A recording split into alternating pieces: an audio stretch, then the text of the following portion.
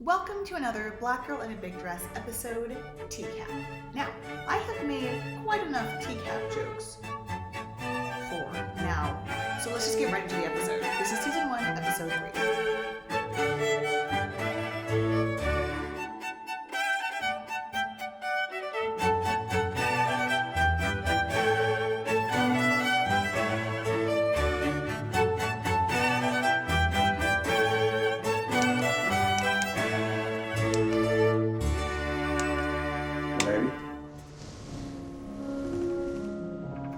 So this is one of the first scenes that I conceived of for Black Girl in a Big Dress when I started putting this project together.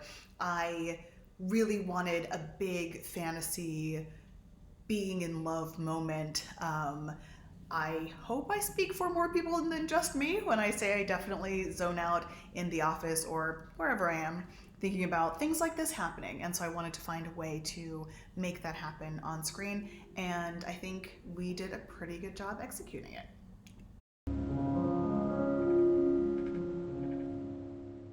I shall return in a fortnight, at which time I look very much forward to seeking your permission to join you for a dance at Claywolf. I look forward to your request, my lord, and I trust that you will delight at my response. Don't be fooled. You really want to kiss, but it's the fucking 1860s, and so we can't, and it's so goddamn sexy. One more thing, milady. Do you mind if I get in the fridge?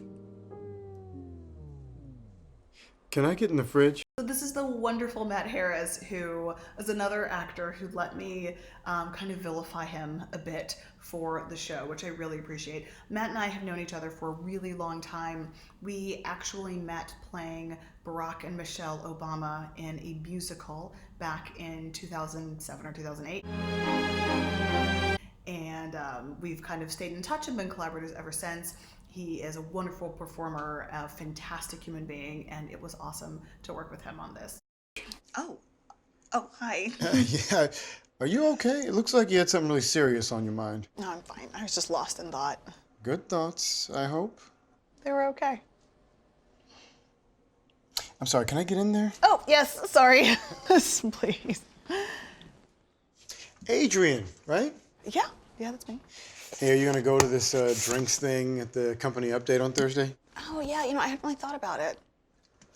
I heard of this new bar that's down on Oak. We should sneak off afterward and go check it out. I hear they have a clothing optional hot tub. The clothing optional hot tub is also something that I plucked from real life. I learned about such things after I overheard a conversation one night while I was out. And to me, that sounds very dangerous. It seems like if you go into one of those clothing optional hot tubs, which was on top of like a public restaurant, that you would come out just ill. Like you would just, there's no way to come out of that and still be a well person. And this moment though starts to get into one of the biggest issues that we talk about in Black Girl in a Big Dress, and that is how people meet and connect with each other. And it's really interesting because for some people, this is how you do it, and this is what's fun for them, and that's fine. And for Adrian, and also me, I guess, I am too awkward and uncomfortable in my own skin to be so freewheeling. So it was really fun to start playing with that and to develop a character in Sean, and Matt's character, who is a freer spirit and who's down for whatever. And yeah, sometimes I wish I was less structured. It seems super fun, the adventures that people get up to, but I am not like that. So.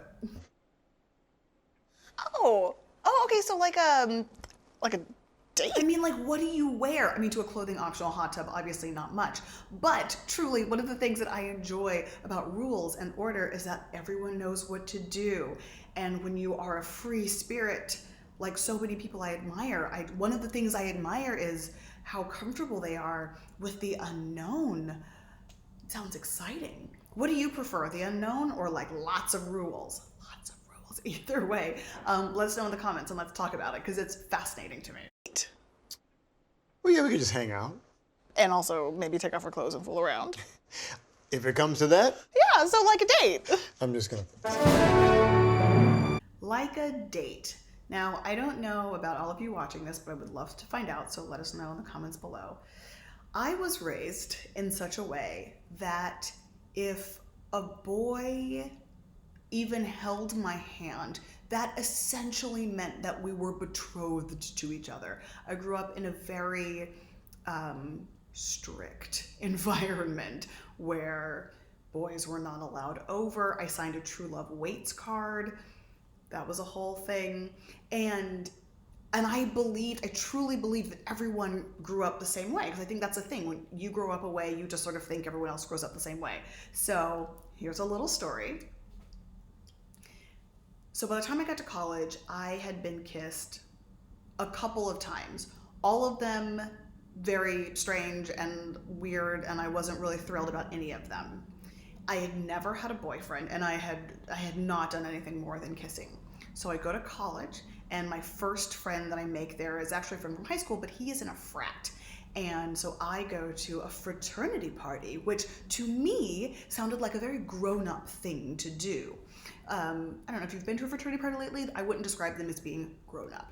So I meet a nice young man who recommends that we take a turn about the yard of the frat house, and we were feeling quite peckish and parched by the end of it. So he invited me up to his room, wherein we engaged in conversation.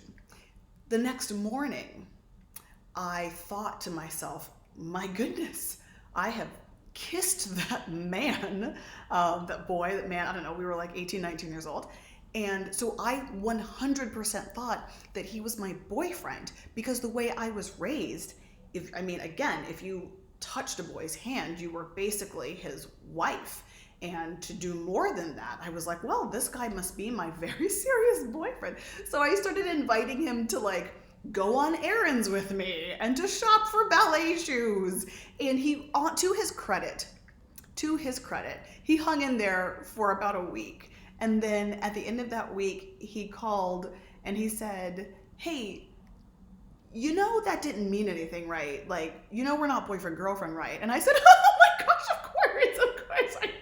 Oh, David, his name was David. David, of course I know that, David. And then I hung up and I cried for like 3 days. But so that part of Adrian and Lady Kate's experience, that rigid, formal, how is it that you date a person, is very, very true to me. I don't know what I expected. You were expecting to be treated like the lady you are. And if I had anything to say about it, you would be courted like the queen herself. So this was really interesting and fun to shoot, because we did not shoot Ryan and Matt at the same time. They did not step in and out of each other's places when we were doing this bit. We shot all of Ryan and we wrapped Ryan, then we shot all of Matt. So we had to be really careful about eye lines and exactly where people were standing and exactly where I was standing in order to make it all work. And it was really fun. I feel like we didn't realize that until we got to the second half of the day when we were shooting Matt, but that is the joy of independent filmmaking. Sometimes you discover these things on the fly. And so we had to go back and review footage and look at eye lines and make sure that all those things were matching up. But I think we did a pretty good job. I think it turned out okay. What? Nothing. Here's the thing. If I go out with him and take a couple of pictures and post those pictures, maybe Lord Fitzhugh will get jealous and then he'll ask me out. This is a foolproof plan that will work perfectly.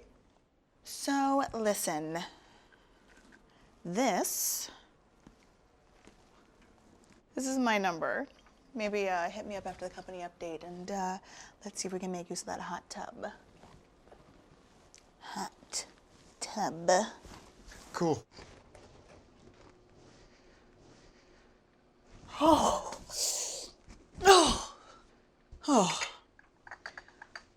Modern courtship is so undignified. Simply must take a turn about the room to clear my head. Thank you for watching another Black Girl in a Big Dress episode Teacap. How do you feel about modern courtship? Do you find it to be as undignified as Adrian does? Or do you find it to be super fun and exciting? Let us know in the comments and let's keep talking about it. Okay, see you soon.